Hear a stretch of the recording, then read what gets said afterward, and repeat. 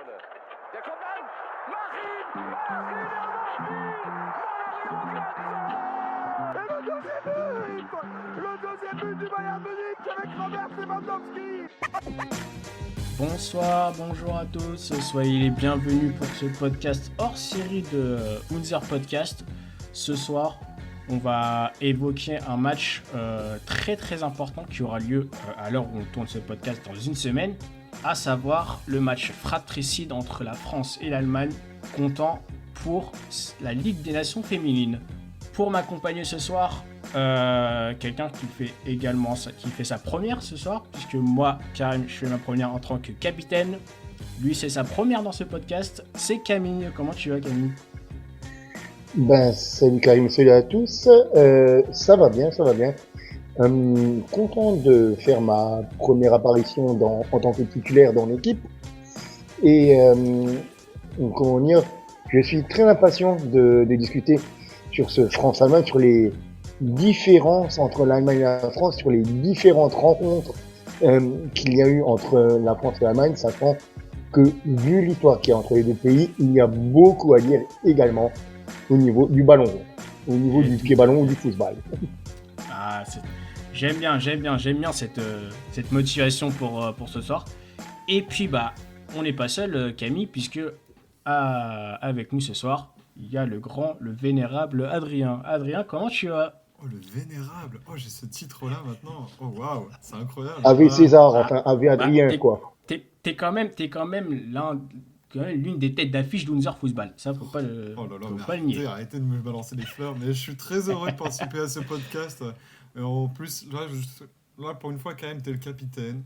T'es bien. Moi, je suis juste là en train de parler d'un sujet que j'adore, le France-Allemagne, que ce soit féminin, masculin. Ça va être ultra intéressant. On a de bons spécialistes en plus. Alors, que du bonheur.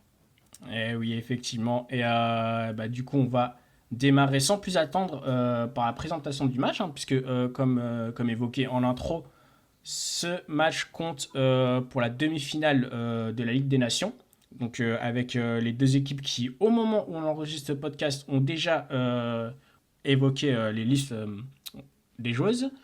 On va en parler juste après, parce qu'on évoquera la liste notamment de la National Elf, concoctée par Christian Wöck. Et alors, le match comparé aux hommes de la Ligue des Nations qui a eu lieu cet été, et ça, on en reparlera un peu plus tard dans ce podcast, et chez les Frauen, et ça, c'est la nouveauté cette saison, pas de Final Four comme lors de la première édition, mais un match aller-retour, puisque la première demi-finale aura lieu à Düsseldorf, dans la Merkur-Spiel Arena. Et 4 jours plus tard, Françaises et Allemandes se retrouveront à Caen pour la demi-finale retour. En plus, le match à Caen, il est complet. Il est vraiment, exactement, match complet. C'est ça qui est incroyable. Ça, je crois 18 000 places, je crois, le stade d'Ornano, il me semble. Et je crois que c'est ça.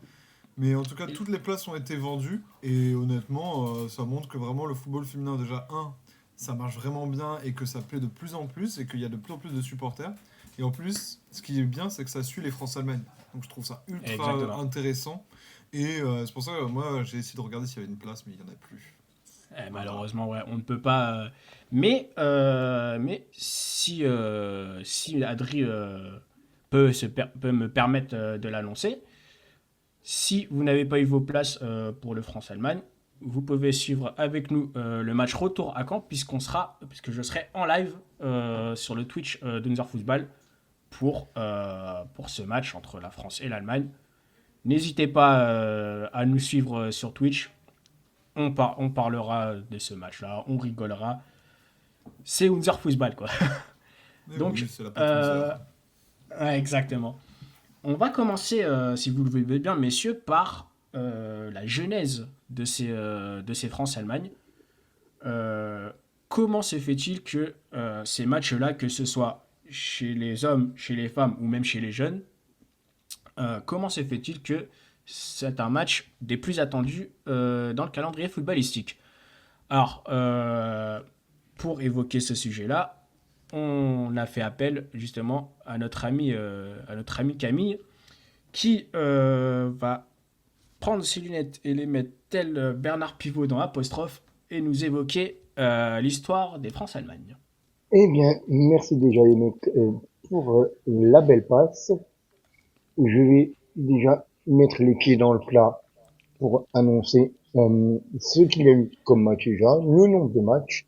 Il y a eu environ depuis le 15 mars 1931, date du premier match de ce France-Allemagne, 35 rencontres entre les Bleus, les tricolores, et la Nationalmannschaft. Et c'est actuellement encore très disputé entre les deux sélections nationales, car les Français sont à 16 victoires, les Allemands à 12 pour 7 matchs nuls. Et même au niveau des buts, on est encore à quelque chose de très serré, parce qu'on est à 57 buts pour les Français et 55 pour l'Allemagne, en attendant, en ce qui concerne le football masculin. Et donc, je vais vous parler de 35 matchs. 35 matchs dont le premier match a été joué le dimanche 15 mars 1931 au stade olympique Yves du Manoir. Et c'était une première victoire pour les Français. 1-0, un petit 1-0. Ça a suffi pour le premier but des Français qui, étonnamment, n'a pas été marqué par un Français. Le premier but des France-Allemagne a été marqué contre son camp par un Allemand, Reinhold Münzenberg. Et il faudra attendre le prochain match 2 ans après, le 19 mars 1933, pour un match nul, riche en buts, 3 partout, à savoir que c'était 2 fois le même arbitre, Thomas Krug, qui a arbitré les 2 premières rencontres entre l'Allemagne et la France. Cette fois-ci, c'était en Allemagne. Le premier match était en France. Le deuxième était au Grünwaldstadion. Et le premier but qui a été marqué, donc du coup, dans un France-Allemagne, est l'œuvre de Roger Rio. Et Oscar Rohr ayant été le premier homme à marquer un doublé dans cette confrontation, suivi par René Girard, et non pas René Girard, à ne pas confondre avec l'ancien coach de Montpellier, qui sont les 2 premiers à avoir marqué des doublés. Mais après, on va se rapprocher un petit peu de notre époque, parce qu'après, je pense que nos followers et les gens qui nous écoutent ont eu vent d'une certaine bisbille entre les 2 pays, une certaine deuxième guerre mondiale. Et à part 2 matchs encore 1935 et 1937, il n'y a plus de rencontre avant 1952. Et un France-Allemagne disputé un 5 octobre sur la pelouse encore du stade olympique Yves du Manoir. Et là, ce sont les Français qui s'imposent 3-1.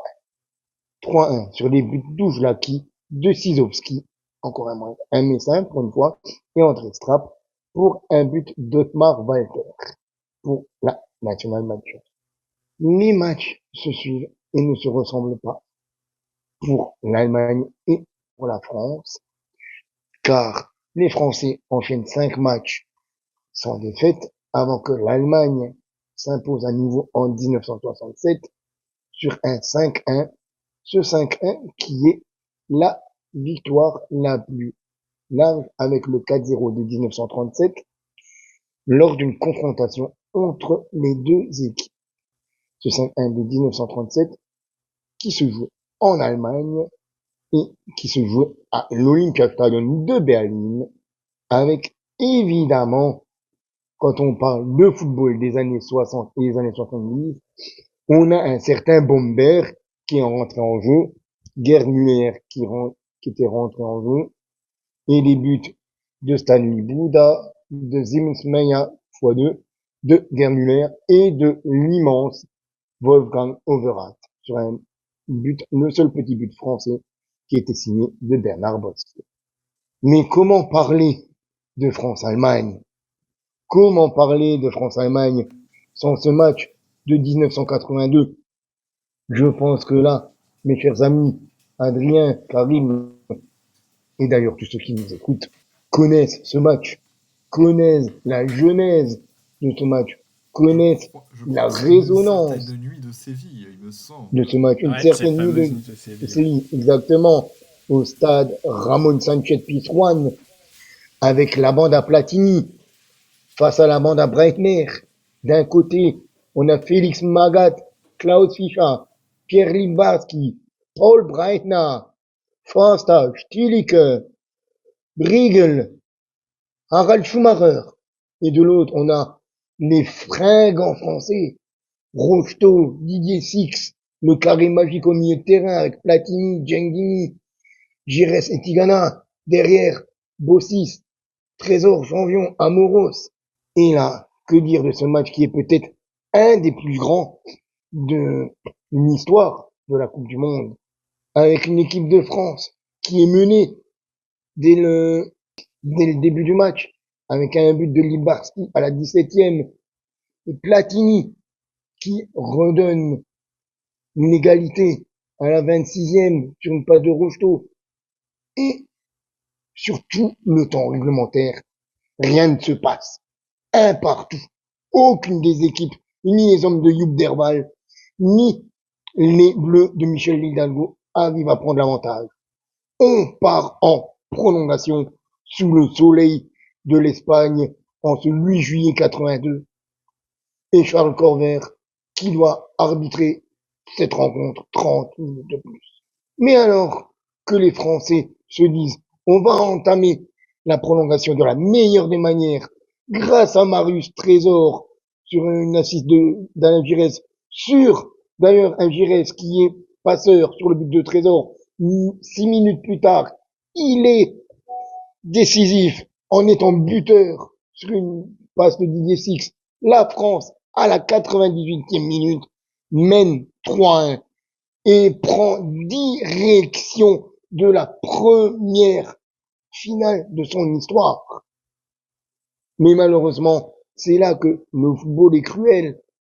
Le football est malheureusement cruel parce que, entre-temps, que s'est-il passé à l'heure de jeu? À l'heure de jeu, c'est le drame.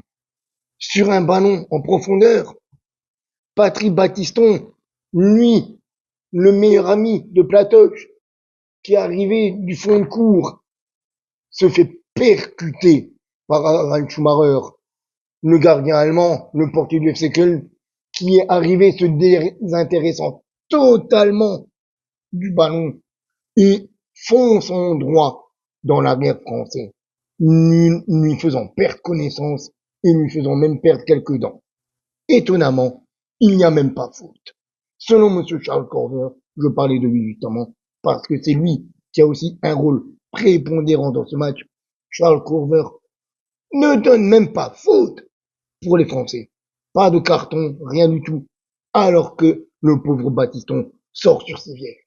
À la fin du match, Schumacher se permettra même une saillie en disant « S'il a perdu des dents, je lui pillerai le dentiste, je suis grand seigneur. » Mais là, les Français accusent le coup. On est à la 100e minute. Platini, à la tête à l'envers, ayant vu son pote partir sur civière. Et là, les Allemands reviennent. Les Allemands, ces diables d'Allemands qui reviennent à la charge. Une première fois, à la 102e minute, par Karl-Heinz Rummenigge. Une deuxième fois, le 3-3 pour Klaus Fischer, à la 108e. Et là, les Français qui n'y arrivent plus. Ils ont la tête dans le seau, ils vont jusqu'au pénalty. La séance de pénalty commence bien pour les Français. Giresse, Amoros, Rocheteau réussissent leur transformation. Kals et Breitner aussi, du côté allemand.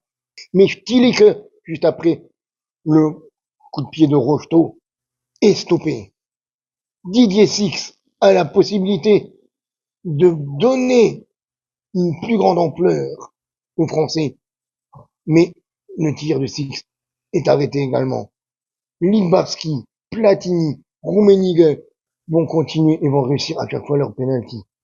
Maxime Bossis, l'expérience de Maxime Bossis, la légende, va louper son penalty et c'est Horst Hrubesch qui va donner la victoire aux Allemands pour finalement finir en finale et ne même pas gagner la finale de Coupe du Monde, car ce sera l'Italie qui s'imposera lors de la finale. Messieurs, avez-vous quelque chose à dire sur ce France-Allemagne 82? J'ai envie de dire que tu as été quand même assez complet. En vrai, qu'est-ce que. Non, moi, le seul remarque que je voulais dire, tu m'as parlé de Lidbarski, Klaus Fischer, Ralf Schumacher. Pour moi, il y a un seul point commun, ils ont tous été à Cologne. Donc, est-ce que Cologne a été un peu les assassins de la France en 82?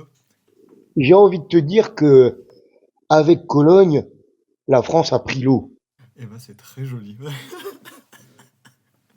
Ah, ouais. Exactement, ouais, dans cette sale soirée pour eux, hein, être à 3-3, aller au tir au but pour finalement perdre. Est-ce qu'on peut dire qu'ils ont été, comment dire, on peut dire que est-ce qu'ils ont mérité un meilleur sort, notamment avec ce contact entre Entre Schumacher Schumacher et Battiston. et Battiston. Ça, Et nous le saurons jamais. Et donc, si tu veux bien, mon cher Camille, faisons un saut direction on les fait un années saut dans le 2000, temps. direction les années 2000 et les matchs, les France-Allemagne de ce 21e siècle. Les France-Allemagne de ce 21e siècle. Le premier date du tout début du 21e siècle, le 27 février 2001. Et d'ailleurs, c'est pas dur, entre 2021, entre 2001 et 2021, les Allemands ne s'imposeront qu'à deux fois, en 2013, en 2014. On va y revenir. Mais le premier match se joue au flambant neuf Stade de France qui n'avait même pas 3 ans, avec une victoire 1-0 le 27 février 2001, avec un but à l'époque de notre Zinedine Zidane national du côté français. Et après, il y a eu une victoire probante en Allemagne 3-0 en 2003, qui pour moi m'avait marqué. Dans la toute nouvelle Veltins Arena Oui, de Schalke. déjà parce que c'était l'ouverture du stade de Schalke. Et je me souviens avoir regardé ce match avoir suivi ce match avec de la famille allemande et avoir vu la tête de mon oncle se décomposer au fur des minutes. Et je le regardais du haut de mes 14 ans, 15 ans, j'étais là. Et, Mais alors, Horst, et was je, passiert? et je pense que Il le y a un gros Camille problème du côté de la Mannschaft. Et je pense que le Camille a dû être étonné par le duo Thierry Henry, David Trezeguet, qui, je crois, nous avait Qui offert avait un mis un super doublé. but. Qui avait mis un doublé. D'ailleurs, Henri buteur, Henri passeur sur ce match. Et le troisième but de Trezeguet, c'était une passe décisive de Zidane. S'ensuit un fade 0-0 en 2005, en novembre 2005.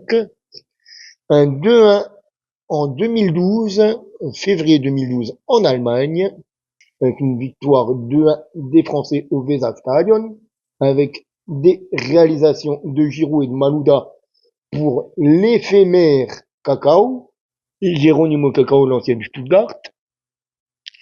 Et on arrive sur les deux victoires allemandes.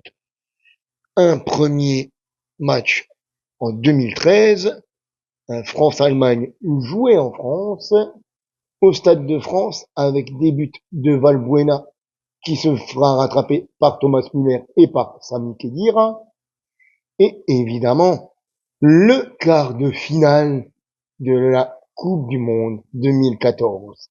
Avec cette image marquante qu'on a tous encore en tête, avec Manuel Neuer qui lève la main sur cette frappe de Benzema et l'Allemagne qui part après ce quart de finale soulever le trophée ultime dans ce stade Mario Filho le 4 juillet 2014. Mais quelle équipe, surtout cette équipe d'Allemagne, alors que la France jouait avec une équipe relativement bonne, mais qui n'était encore vraiment pas au niveau de ce que c'était en 2018, avec certains joueurs qui étaient déjà là, comme Lloris, comme Varane, comme Pogba ou Matuidi, comme Griezmann, mais des noms qui sont un petit peu partis de l'équipe de France. comme Cabaye, comme Valbuena ensuite, ou comme Patevra, qui lentement arrivait en fin de carrière. Mais surtout cette équipe d'Allemagne qui a vraiment roulé sur le mondial, je ne sais pas ce que vous en pensez les mecs, avec les Neuer, les Hummels, Boateng Prime, avec mon chouchou Philippe Lam, Toni Kroos, quel joueur Toni Kroos, Khedira, Schweinsteiger, Özil, Klose et l'éternel Thomas Müller. Ah oui, mais Et cette Coupe du Monde 2014, mais quelle Coupe du Monde, mes amis. Hein. Quelle Coupe du Monde. et Mais c'est surtout qu'on a eu en plus des très belles rencontres lors de cette Coupe du Monde. En vrai, quand on y pense, on a eu effectivement la France, il y a eu effectivement tout le monde va repenser au Brésil. Même la finale était incroyable. Il y a aussi le C'est match pas... face à l'Algérie qui a été exceptionnel. En vrai, ça a vraiment été la oui, Coupe du Monde qui a été. Qu'on a tous regardé, Mais oui. regardé et re-regardé, même avec les commentaires de la RD. Ah, mais oui, mais oui, totalement. Mais c'est pour ça, ça a été vraiment, je pense, la plus belle peut-être Coupe du Monde, surtout pour ceux qu'on connaît. Parce qu'en vrai, les autres Coupes du Monde, c'était en 54, 74, 90. Et c'est ça. voilà, du coup, c'était assez ancien. Et là, c'était peut-être la nouvelle. Et honnêtement, c'était, je pense, la meilleure équipe que l'Allemagne ait connue dans cette ère, je vais dire 21e siècle. Après, là, il y a beaucoup de jeunes qui vont arriver. Mais pour l'instant, c'est peut-être le plus beau trophée que l'Allemagne ait eu dans ces dernières années. Et honnêtement, franchement, il n'y a rien à redire. Et moi, il y a tellement de matchs, tellement de souvenirs avec cette Mannschaft que, honnêtement, ils ont été incroyables. Et puis, faut évoquer évidemment le match contre le Brésil, le 7-1, avec, c'est même pas 4 buts en quoi, en 7 minutes, en 10 minutes, quelque chose comme ça. Oui, non, ça c'était fou, ça c'était incroyable. Genre, là, c'était la défense du Brésil, ça a été tout, ça a été c'est des souvenirs incroyables. On a tous, je pense tous ceux qui aiment bien tout regarder le foot allemand, et même là en plus, c'était de battre l'équipe à domicile. Elle jouait chez elle, sa Mm. Eh Coupe du oui. Monde chez elle, C'est et ça, en le mettre un Brésil 7. chez eux, quoi, c'était extraordinaire. Je me souviens que j'étais chez un ami, on était devant la porte. Le temps qu'on arrive devant chez lui, qu'il ouvre la porte, qu'il allume la télé, il y avait déjà 3 buts. On s'est tous regardés, on a fait, il se passe quoi là? Et là, il y avait déjà, et le temps qu'on se pose la question, il se passe quoi? Il y avait le quatrième. Et vraiment, c'est cette équipe d'Allemagne de 2014, c'était vraiment extraordinaire. Et on attend la suite Après, il y a surtout. eu le match, du coup, il y a eu un match encore en 2015. Il y a eu les demi-finales de l'Euro 2016 avec, un petit peu la revanche des Français avec un doublé de Griezmann. Mais cette équipe d'Allemagne était aussi encore très belle. Et cette équipe de France, pour moi, était presque moins forte que celle qui avait presque fait jeu égal avec l'Allemagne 2 ans avant. Mais c'est les Français qui iront en finale de l'Euro ou finalement perdre contre le Portugal en finale. Au final, on a 2017, on a les phases de groupe de Nations League, de la toute nouvelle Nations League, avec un match nul 0-0, puis une victoire des Français 2-1. On aura l'Euro en 2021 avec une victoire 1-0 des Français avec un but contre son camp de Mats Hummels. Mats Hummels qui, 700 ans auparavant, en 2014, avait été tellement impérial dans son jeu qui, 7 ans après, n'était malheureusement pour lui et pour l'Allemagne aussi plus que l'ombre de lui-même. Et on arrive sur les 3 dernières rencontres qui sont 2 matchs en 2023 et 2024, 2 victoires allemandes et un match pour la 3e place de la Nations League qui était en juin dernier pour une victoire de la 3e place, victoire des Français avec une victoire 2-0 avec des buts de Mbappé et Michael Olise. Mais quand on regarde l'équipe qu'avait aligné la France et l'équipe qu'avait aligné l'Allemagne, on se demande vraiment laquelle équipe était la moins bonne sur le papier. Parce que pour moi, l'Allemagne était supérieure à cette France qui les a malheureusement battus. Voilà Merci pour Camille l'historique. Merci Camille. Franchement, bien joué pour cette parenthèse historique masculine. Parce que moi, je vais reprendre le ballon et envoyer un caviar direction Adrien pour nous parler de la version Frauen. Puisque c'était pas plus mal. puisqu'on a quand même eu un bon 16, voire 17 matchs entre ces deux équipes. Et ouais, tout à fait, c'est bien ça. Quand on parle un peu de France-Allemagne, bah là on va parler surtout du football féminin, c'est vraiment devenu un classique. C'est vraiment le classique européen, c'est comme pour le masculin, hein, c'est vraiment un match qui est resté vraiment ce classique. Les Allemandes, faut se rappeler quand même, sont pour moi les reines du continent européen. Elles ont quand même gagné 8 titres de championne d'Europe. Je Exact. crois il y a 2 Coupes du Monde, il me semble. Là, ça, Deux Coupes du Monde, c'est bien ça. c'est Deux bien Coupes du ça. Monde, c'est bien ça. Voilà. 2003 et 2003 et 2007. 2007. Ouais, c'est ça, 2003-2007. Et du coup, pendant ce temps, bah, la France, elle montait un petit peu en puissance. Et là, je trouve qu'on arrive à un tournant, genre dans les années 2010, où pour moi, les deux équipes ont vraiment été au summum de leur art. Mm. Je trouve que l'Allemagne, bon, ça fait des années qu'elles sont au summum, entre 89, 2013, même 2007. Mais là, la France, depuis, je pense, notamment la demi-finale de l'Euro 2013, ou encore cette demi-finale lors de l'Euro 2025 aussi, qui a été aussi marquant comme événement entre ces deux équipes. Euh, Moi, par exemple, le tout premier France-Allemagne, est-ce que tu te souviens de la date, Karim? Pas totalement, mais je sais que c'était lors de l'Euro 2009, il me semble. Ah, le tout premier? Non, tout premier duel France-Allemagne. Non. Non. Eh non, non, non, non. Alors, je vais quand même vérifier, mais il me semble que c'était un petit peu avant, que c'était en 83. Oh. Et il me semble, tac, tac, tac, tac, tac, pour pas vous dire de bêtises quand même, mais normalement, c'est ce que je m'étais noté. Un, un. Il me semble que le premier, ça devait être dans les années 83 et que la première confrontation et que la France avait battu l'Allemagne. Et c'était un peu la surprise à l'époque où l'Allemagne était quand même assez énorme. Il y a eu d'autres rencontres ensuite. Il y avait aussi en 97, lors de l'Euro, la Coupe du Monde 2011.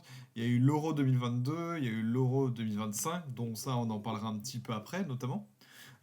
Pour toi, Karim, quelle a été un peu la rencontre qui t'a marqué, notamment dans le France-Allemagne?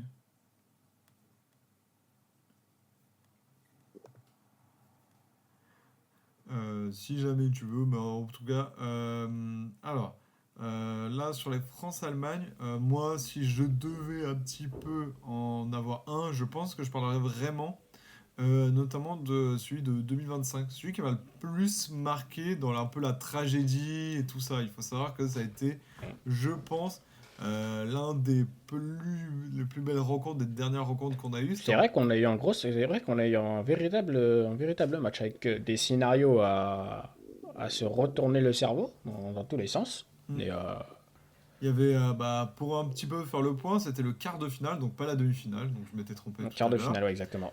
Donc il y a eu le score, il y a eu un partout, et c'est l'Allemagne qui a gagné au tir au but. Mais avant ça, il faut savoir que l'Allemagne a joué à 10 dès la 13e minute, après un carton rouge de Catherine Hendrich, Katia Henrich, ouais. qui franchement, bon, normalement il y a rouge, hein, on va pas se mentir, elle a tiré les cheveux de la française Mbok. Donc Alors ça, en si vrai, vous voulez vous amuser, ouais. si vous voulez vous amuser à chercher ça, ce match-là, on l'avait fait en live sur le compte Twitter de Windsor Football, comme après toute la compétition. Allez voir ça, franchement, on s'est régalé, hein. Et du coup, ouais, après ce tirage de choix, on s'était dit, bon, l'Allemagne, ça va être compliqué. Du coup, bah, les Françaises ont déjà marqué sur penalty grâce à Gracie Euro. Ensuite, l'Allemagne a égalisé par la jeune, quand même, la talentueuse. Alors, je vais essayer de bien prononcer, hein, mais c'est Nusken le nom de famille, mais le prénom c'est Sjoke. Sjöke. Sjoke, Nusken. Sjöke. Voilà, je crois que c'est sur corner, il me semble.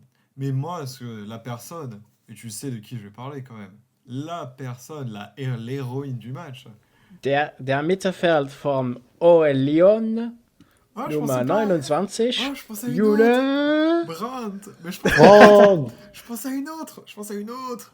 Ah, pardon. Je pensais à Anne-Catherine Berger, la gardienne, qui quand même a Ah fait tous oui. ses arrêts, avec les arrêts sur les 2 tirs au but. Elle en marque même un. En vrai, non, ça a été vraiment l'héroïne de ce match qui a été exceptionnelle.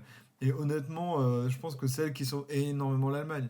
Et ce match, je pense, ça va être aussi la petite revanche de la France, notamment lors de ce match, pour cette demi-finale, notamment de Ligue des Nations. Euh, En en fait, toutes les rencontres qu'il y a eu entre France et Allemagne, j'ai un peu regardé, ça a quand même été assez serré. Même l'Euro 2022, il y avait eu 2-1 pour l'Allemagne, avec Pop qui marquait un doublé. Souvent, ça a été des rencontres qui ont été assez serrées. Et je pense que c'est pour ça que les France-Allemagne sont toujours c'est toujours ultra sympa de regarder ça, parce que c'est déjà un classique du football européen, et deux, c'est toujours des matchs qui sont ultra serrés. Faudrait voir peut-être qui a qui l'avantage entre la France et l'Allemagne, mais en tout cas, c'est un match qu'il faudra suivre. Et c'est pour ça qu'on avait vraiment envie de décider d'en parler, notamment de ce match. Et pour répondre à ta question, Adri, moi, je mettrais, oui, l'Euro 2025, ou alors, ou en plus du carton, et je vais quand même détailler un petit truc, en plus du carton rouge de Katy Hendrich, il y a eu la sortie sur blessure de Sarah Linder, donc ce qui fait que l'Allemagne a passé pratiquement tout le match avec une défense complètement décimée, et qui a quand même réussi à gagner le match. Mais moi, je vais retourner 10 ans en arrière et parler de la Coupe du Monde 2015. Puisque il y a eu un France-Allemagne en quart de finale de Coupe du Monde. Match Coupe du Monde qui, d'ailleurs, si mes souvenirs sont bons, s'était déroulé au Canada. Et alors, même scénario que là, ce qu'on a eu à l'Euro 2025, sans carton rouge. Mais avec quand même un scénario, au niveau des buts, hein, je parle, avec un scénario tout à fait similaire, puisque à cette époque-là, c'était Louisa Nessib qui avait ouvert le score pour les Françaises, avant l'égalisation de Celia Okoino Dambabi, mais qu'on connaît tous sur le nom de Celia Sazic. Match qui était parti jusqu'au tir au but, et finalement, sur le dernier tir au but qui avait été tiré par Claire Lavogez, Nadine Angerer stoppe son tir au but et permet à l'Allemagne de se qualifier pour la demi-finale de la Coupe du Monde. Alors si vous voulez la suite, match contre les États-Unis qui a finalement été perdu. États-Unis qui finit futur vainqueur de la Coupe du Monde.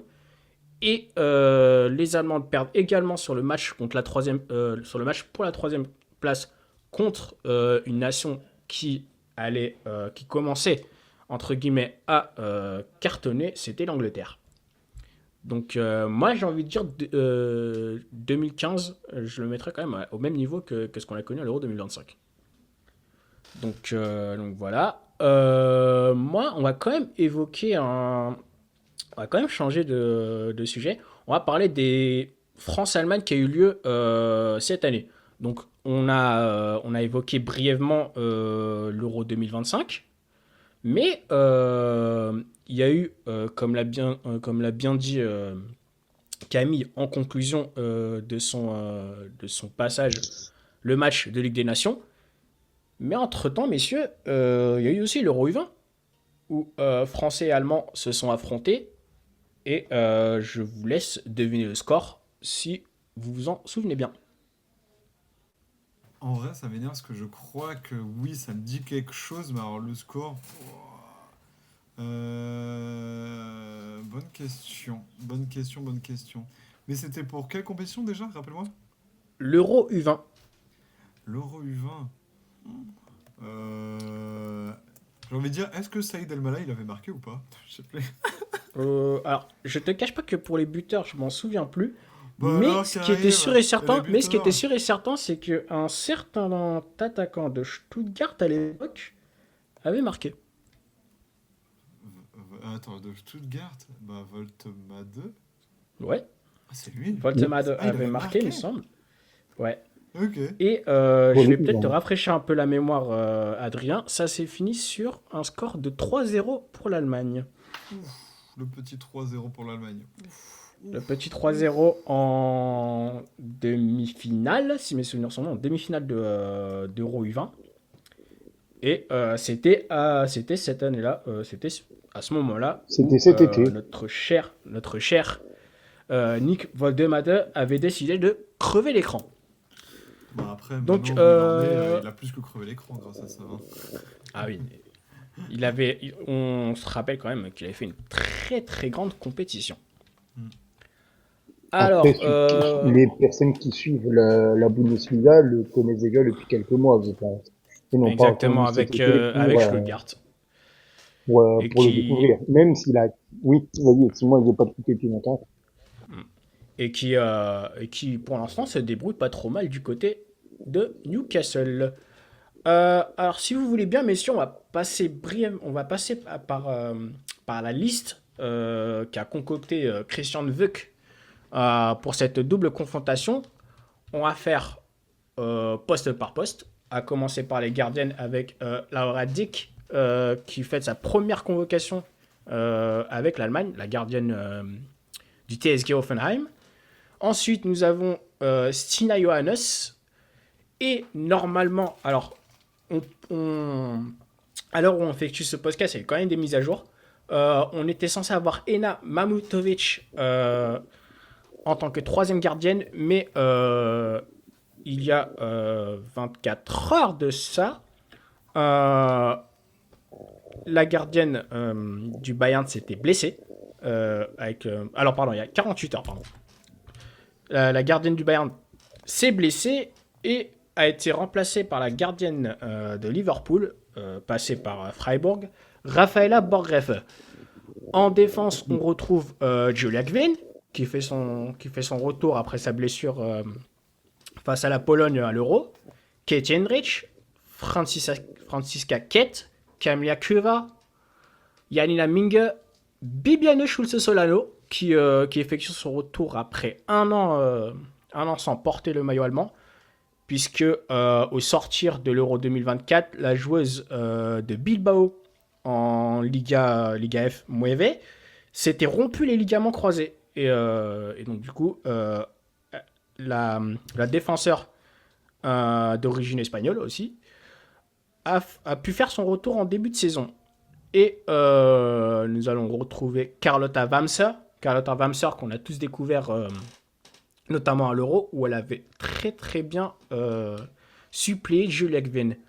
Normalement, on devait retrouver Sarah Linda, sauf que, et ça on l'a appris il y a quelques heures de cela, n'est pas suffisamment remise pour cette double confrontation et est remplacée par l'une des pépites bavaroises, Alara. Alara qui, d'ailleurs, mon cher Adrien, a reçu la médaille Fritz Walter. Peux-tu nous dire d'où vient cette idée de la DFB de délivrer cette médaille et à qui elle fait honneur? Yes, alors, la Fritz Walter, la médaille Fritz Walter, en fait, c'est une médaille qui récompense annuellement depuis 2005 tous les meilleurs jeunes joueurs de foot allemand. Donc, c'est souvent les catégories U19 et U17. Il me semble qu'il y a U18, mais là, aujourd'hui, ça a été vraiment les médaillés de U19 et U18, que ce soit masculin, mais aussi féminin. Du coup, comme tu l'as dit, cette année, on a eu plusieurs médaillés qui sont dans la sélection allemande. J'ai commencé tout simplement par, mais je pense que tu les as déjà un petit peu dit, mais au moins, donc Alara du Bayern qui est première dans la catégorie U19, suivie de Estrella Merino González qui joue du côté du Bayer Leverkusen et de Thea Farvik qui joue du côté de Meppen, la gardienne. Chez les U17, on a 2 joueuses du Bayern et une joueuse d'Hambourg. On a Lucie Zeringer qui est première du classement, suivie de Lotta Wrede et ensuite de Marie Gmeineder. En vrai, c'est vraiment une récompense qui est assez cool pour ceux qui aiment vraiment regarder tout ce qui est foot allemand, découvrir des jeunes qui s'intéressent au 17 ou au 19. Souvent, on regarde chez les mecs parce qu'il y a eu quand même de grands noms qui l'ont remporté. Mais honnêtement, on a eu des grands noms. Je crois qu'il y a eu Matthias Ginter, il y a eu Timo Werner. On a eu même d'autres grandes joueuses qui l'ont gagné. Il y a eu Lena Oberdorf qui l'a gagné. Lena Oberdorf qui l'a gagné, ouais.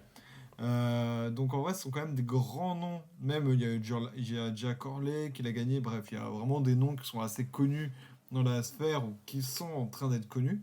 Donc c'est vraiment une récompense qui, comme chaque année depuis 2005, que je trouve assez intéressante et qui récompense vraiment des futurs grands footballeurs ou des actuels, parce que maintenant quand on regarde, en vrai, de plus en plus de jeunes joueurs commencent à éclore. On peut pas se souvenir de Florian Wirtz qui à 17-18 ans, il était déjà à Leverkusen, il faisait déjà tellement de belles choses. On a eu des joueurs... Il y a Manuel Neuer aussi, en 2005, qui a été nommé. Exactement. Et oui, Manuel Neuer aussi. Qui était seulement deuxième d'ailleurs, derrière Florian Müller et devant Polanski. Il y avait Kevin Prince Boateng, Benny Hövedes, Lewis Holtby, André Schürrle qui a été nommé, Ter Stegen, Kevin Volland, Rüdiger, Ouais, c'est pour Matthias ça, Ginter.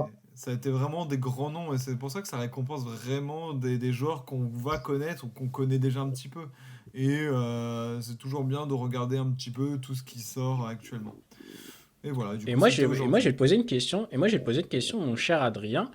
Saurais-tu me dire qui l'a gagné en 2010 dans la catégorie des moins de 17 ans? En 2010, mais chez Killefron. Non, chez les mecs. Oh, en En 2010? 2010, en moins de 17 ans. Et si je te pose la question, c'est que Il y a une tu pourrais référence, me il y a dire. quelque chose. J'ai Voilà, la réponse sous exactement. les yeux. Hein. Je ne le dirai pas, mais j'ai la réponse sous les yeux. Laissons Adrien nous évoquer la réponse.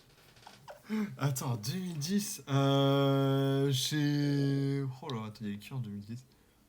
En vrai, oh là 2010 dans là. la catégorie des moins de 17 ans. Allez, je vais te Euh, donner un indice, c'est un gardien. Oui, c'est un gardien. Ah, j'aime beaucoup les gardiens. En vrai, j'aime bien les gardiens. Passé par le FC Köln. Bon, bah, j'ai Ça, j'aurais pas capté. donné comme Ça, je indice, l'ai mais beau. Ça, j'ai la réponse. Merci, Karim. Je te dis un indice, je vais Ouais, te j'ai la dire un deuxième réponse. Mais j'ai la indice. réponse Voilà, déjà. J'ai la allez. réponse, j'ai la réponse. Le seul gardien Kölner qui ait pu gagner ce trophée avec son âge à peu près, je pense que c'est Timo Horn. c'est ça. Let's go! Oui. C'est ça, c'est Timo En vrai, Horn. Donc ouais, oui. oui, en vrai, à son âge et tout, c'était sûr qu'on était en cette zone-là. Mais tu vois, ouais, en vrai, ouais, non, mais tu vois, ça, c'est des noms comme ça. Et en vrai, voilà, en vrai, c'est des noms qui vont être connus dans le futur et qui a été connu. Bah, je pense qu'à l'époque, il était archi prometteur. Je pense qu'il devait être en quoi il faisait ses premières classes du côté de Köln, tout ça. Mais Et par contre, juste pour te reprendre, Adri, c'est pas du tout le seul gardien à avoir été nommé parce que l'année d'après, en moins de 19, c'est Ter Stegen qui le gagne. ah, mais oui, oui, non, mais je sais, je m'en doute que c'est pas le seul gardien. Je pense qu'il y a tous les postes, de toute façon. Même là, chez les Frauen, la troisième qui a eu la médaille de bronze, c'est la gardienne de Meppen. Donc en vrai, c'est vraiment, il y a de tout. C'est tous les postes et c'est ça que je trouve ça bien. Et je trouve ça vraiment Alors, bien que même un gardien peut gagner. messieurs, je vais me permettre de fermer cette parenthèse Fritz Walter, puisque on s'éloigne un peu trop du sujet principal, qui est la liste des joueuses. Le France-Allemagne. Le France-Allemagne. Alara, vainqueur du Fritz Walter, est sur la liste en remplacement de Sarah Linda. On va passer au milieu et attaque. Et là, attention, mon cher Adrien, tu vas peut-être avoir quelques frissons.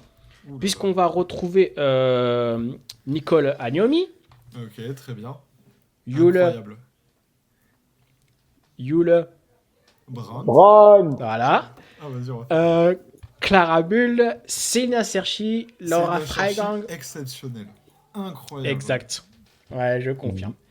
Laura Freigang, Zineloman, Shekera Martinez, qui, comme Nicole Agnomi, personnellement, je suivais déjà avec les U19 et on savait à quel point Le elle potentiel. pouvait faire très mal. Et du coup, notre ami Shekera, qui joue désormais à West Ham, se retrouve pour la première fois convoqué sur cette liste. On retrouve aussi la bourreau des Bleus à l'Euro, Sjöke Nusken, Mhm.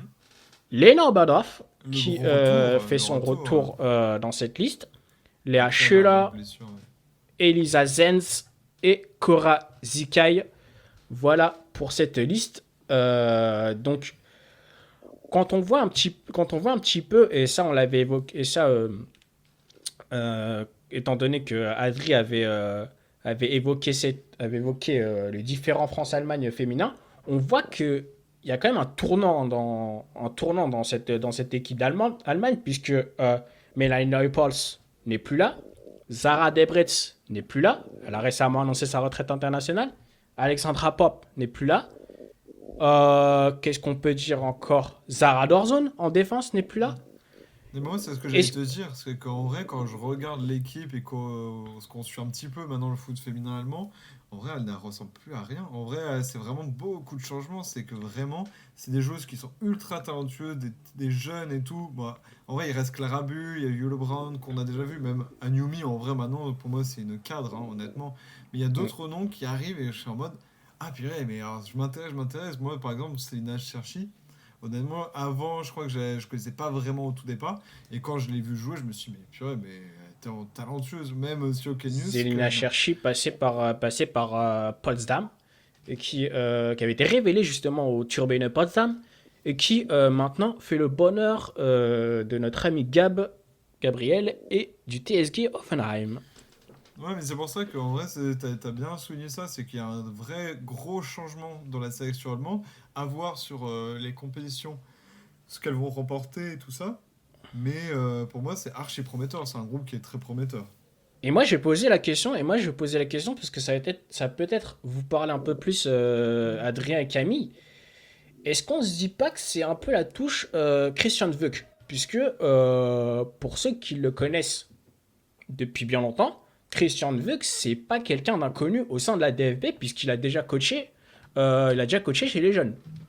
Donc, est-ce qu'on ne dit pas que, bah, finalement, c'est un peu la touche qu'il aimerait apporter à cette équipe d'Allemagne, à savoir avoir quelques cadres, bien évidemment, mais aussi implanter cette fougue, cette jeunesse fougue au sein de cette équipe d'Allemagne. Non, c'est un formateur déjà à la base. Hein. C'est son équipe, quand tu regardes tous les, tous les postes qu'il a occupés en tant que coach en Allemagne, c'est du U15, U16, U17, c'est tout entre U15 et U10, c'est neuf. C'est vraiment le mec qui est à la base de la formation. Donc, pour moi, il a vraiment ce profil de bâtisseur, on va dire, du côté, du côté de l'Allemagne. Et je pense qu'il va faire beaucoup, beaucoup de ménage, déjà aussi, du côté de, du côté de la Mannschaft. Et évidemment, il s'appuie sur les cadres, hein, il peut pas jeter, tout le monde, que ça soit Oberdorf, que ça soit Clara Buhl, que ça soit aussi d'autres joueurs en défense, quoi, tu vois. Il y a les titulaires qui sont là. Mais, je pense qu'il va vraiment s'appuyer sur des jeunes joueuses comme tu l'as dit avant avec Martinez, avec Korazikai, avec les jeunes joueuses qui arrivent, hein, qui ont encore peu de titularisation. Et je pense qu'il veut, comme tu l'as dit, il y a beaucoup de joueuses expérimentées qui sont parties, comme Pope, comme Debris. Et ben, c'est le moment justement de faire un nouveau cycle pour cette équipe allemande féminine, et soutenue par les anciennes, les Schuller, les Zenz, les Nuskens. Et maintenant, ça va être au Martinez, au Vamsa, au Solano, de prendre le lead, quoi, en fait, de prendre la suite. Même pour parler d'une joueuse qui joue dans mon club qui n'est pas en Allemagne, Paula Krumbigel, qui joue à la Juve. Ah oui, oui, Paola Euh, Krumbigel, ouais. Ben, moi, je la vois évoluer avec la Juventus Women, et je me dis que oui, elle a cette qualité qui peut lui permettre de devenir une leader, quoi, comme l'ont été les autres, comme l'a été Alexandra Pop, quoi, à un moment, tout simplement. Et c'est ce qu'on souhaite, hein. Et c'est ce qu'on souhaite, puisque Paulina Krumbigel a crevé l'écran du côté d'Offenheim, avant, comme tu l'as bien dit, Camille, de partir à la Juventus. Mais c'était aussi une des joueuses, bah, comme Nicolas Agnomi, comme Shekira Martinez, qui crevaient déjà l'écran au sein des U19, voire même des U17. Et donc, avant justement de laisser la parole à Adrien, euh, cette Christian Dvuk, on voit qu'il n'est pas dans l'inconnu, puisque si on regarde justement au sein du staff, on voit que ses assistantes sont Maren Meinert, qui a gagné énormément au sein des 19, voire même des U20 allemandes, mais aussi Saskia Bartosiak, qui est une des légendes au sein de l'équipe allemande. Donc on voit que, certes, Christian Vuk vient justement du football féminin, mais on voit que voilà, il est armé pour effectuer quelque chose. Adrien, est-ce que tu as quelque chose à dire sur Christian Luck?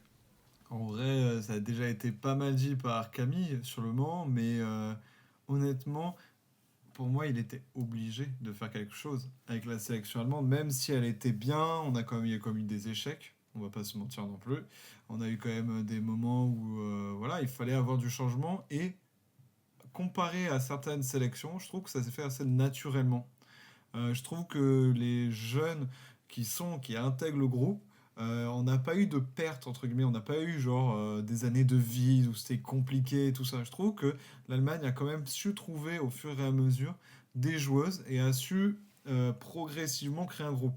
Là, pour moi, je sais pas, moi je sens que le groupe est vraiment bien. Il me semble que lors du dernier, je pense, Euro, vu qu'il avait même dit en conférence de presse que l'Allemagne, honnêtement, avait un niveau qui fait d'elle quand même toujours une équipe favorite lors des grandes compétitions. Et regarde, aujourd'hui, c'est encore en demi-finale. Et c'est pour ça, on a des joueuses qui jouent dans des top clubs, que ce soit évidemment, on pense au Bayern, mais on a aussi d'autres joueuses qui jouent à l'étranger, comme tu as dit West Ham, on a même des joueuses qui sont à Liverpool. On a des joueuses qui sont un peu dans plusieurs clubs à l'international. Et ça montre que le groupe est sérieux, que le groupe est vraiment bah, voilà, complet, en vrai. C'est ce que j'ai envie de dire. Et donc c'est pour ça que donc voilà que au final pour moi c'est un groupe qui est assez complet et qui honnêtement va prouver dans les années à venir et même maintenant. Et c'est pour ça je pense que le test face à la France ça va être un vrai gros test pour certaines choses parce que comme tu l'as souligné il y a quand même beaucoup de choses qui manquent à l'appel que ce soit des blessures. Là ça va être un vrai test. Il faut voir aussi, ça je te laisserai parler de l'équipe de France rapidement, de voir est-ce qu'elles sont complètes, est-ce qu'il leur manque des joueuses et tout ça. Mais je trouve que le groupe allemand est assez intéressant. On a quand même des valeurs sûres, notamment au cage, en milieu, on a quand même des taulières du milieu, même en défense, on va dire. J'attends de voir aussi bah voilà, des confirmations, comme celle-ci notamment, de voir les confirmations, et je pense que ça peut donner un très beau match. Et j'ai déjà hâte vraiment de regarder la double confrontation. Il faudra voir ce que va faire l'Allemagne, parce qu'on commence à domicile l'Allemagne, hein. Donc il faut voir ce que va faire l'Allemagne à domicile d'abord, puis pour voir ensuite le retour en France du côté de Caen. Je vais reprendre très rapidement, puisque en évoquant la liste des Bleus, dans les gardiennes, on retrouve, ça ne change pas, hein, Milan Chavas, Constance Picault et coucou Camille, Pauline Perromagnin.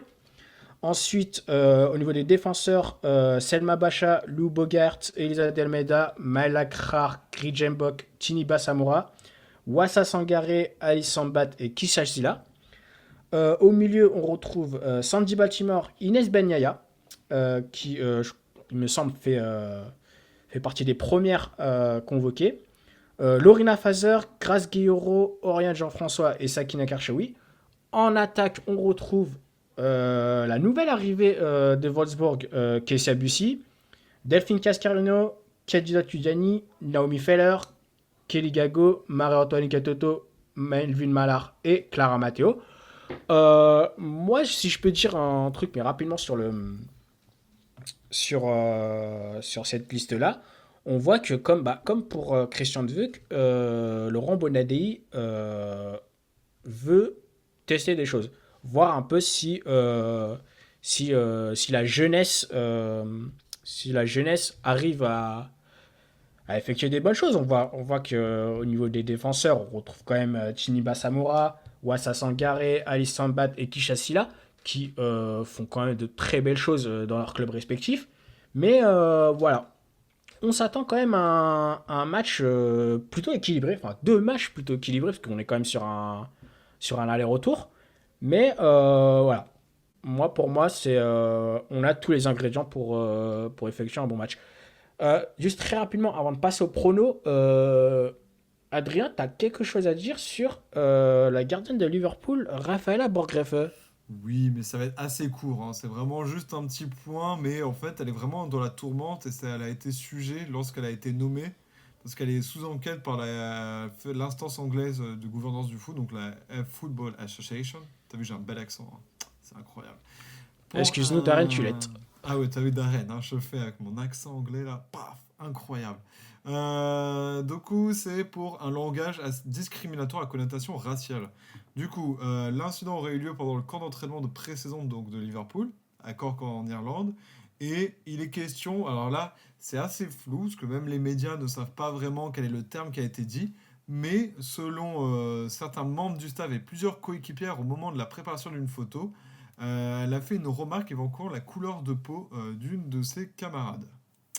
Du coup, évidemment, enquête interne directement par Liverpool, ça c'était obligé.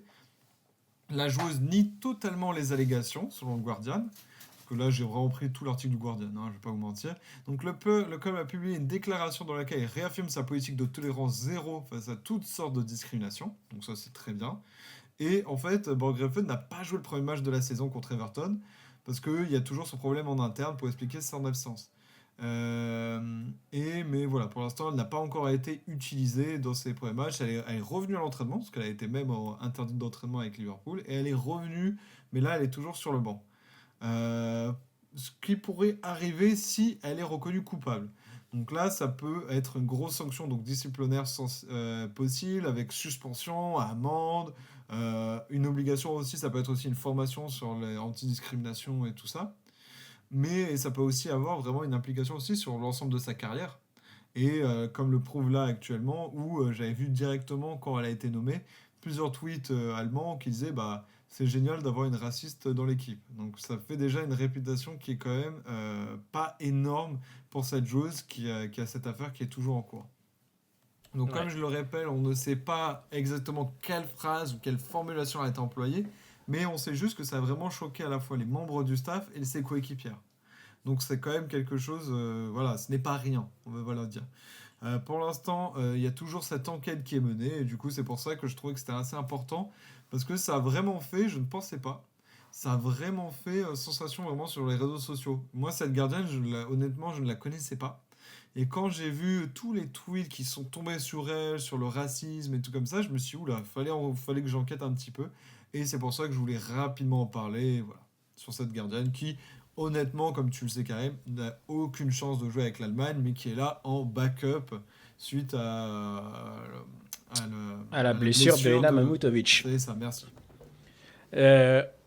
Pour compléter un petit peu ce que tu disais, oui, Rafaela Borgrefe, c'est une des joueuses formées, comme on en voit sur la liste, hein, qui est formée au sein du SC Freiburg et qui est arrivée justement cette saison du côté de Liverpool.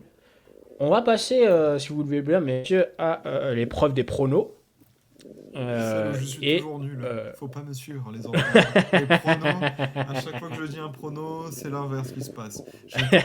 Honnêtement, je suis vraiment nul. Mais je vais sortir mes meilleures analyses pour vous. Mais mes pronos seront catastrophiques. Moi, pour te dire, Adrien, j'ai un niveau 50-50. Hein, c'est 50-50 sur. Et du coup, là, ce sera quoi? Plutôt positif, négatif? Tout dépend pour qui, j'ai envie de te dire. Oh. Alors, juste pour voir un petit peu le contexte, les deux équipes sont sorties premières de leur groupe, du groupe A, du groupe de la Ligue A, pardon, de cette Ligue des Nations. L'Allemagne qui était sortie première de sa poule composée des Pays-Bas, de l'Autriche et de l'Écosse, avec 5 victoires et un match nul. Le match nul était face aux Pays-Bas sur le score de 2 buts partout. Du côté de l'équipe de France, c'est 6 matchs, 6 victoires.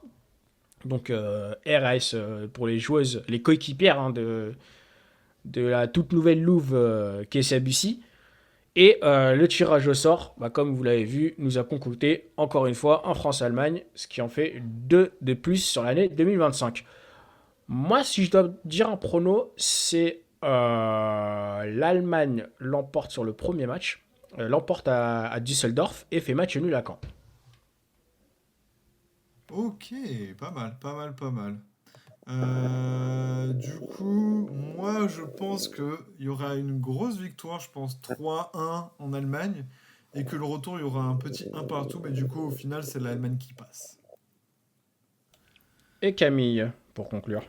Pour moi, je pense qu'il y aura une petite victoire de l'Allemagne en Allemagne et je les vois faire match nul en France, à Caen. Parfait. Alors, pour rappel aussi, la demi-finale se déroulera en 2 matchs. La finale également. Puisque La finale aussi. Et la finale aussi, également. Qui aura lieu, si mes souvenirs sont bons, un mois après la demi-finale. L'adversaire qui attendra allemande et française sera le vainqueur du match Espagne-Suède. Donc, à voir comment ça va se passer. Messieurs, c'est la fin de ce podcast. Hein. C'est la fin de ce retour tant attendu de Unser Podcast. Merci à tous. Hein. Merci à vous deux de m'avoir suivi pour ce live. Merci de l'invitation, les mecs. Eh ben, il n'y a pas de souci. Et merci en aussi espérant en espérant une prochaine nomination dans l'effectif. Ce sera avec très grand plaisir. Et merci aussi à Adrien de m'avoir fourni ce brassard tant attendu de capitaine. C'était sûr. Et vraiment, allez suivre Karim sur ses live Twitch. Moi, je passerai de temps en temps faire du commentaire, mais en vrai, il y a de très belles choses qui vont arriver sur le Twitch. Et honnêtement, il y a déjà eu le premier live, si vous avez raté, entre PSG et Wolfsburg en Women's Champions League, avec Naomi, qu'on salue. Franchement, ça a été un très bon épisode, avec de très bonnes analyses et un très bon live commentaire aussi. Donc je vous conseille d'aller le revoir, il est disponible, il sera bientôt disponible sur YouTube, on a un peu retardé, mais normalement il va bientôt arriver sur YouTube quand même. Et bravo à toi Karim pour cette première en tant que capitaine, c'est bien, bravo. Merci. Et transition toute trouvée, puisqu'on se retrouvera justement non pas pour le match aller de la demi-finale, mais pour le match retour que je vais live avec très très grand plaisir. En tout cas, c'était Unser Podcast, messieurs, dames. Bonne soirée ou bonne journée en fonction du moment où vous écoutez votre podcast. Bye bye. Allez, tchuss.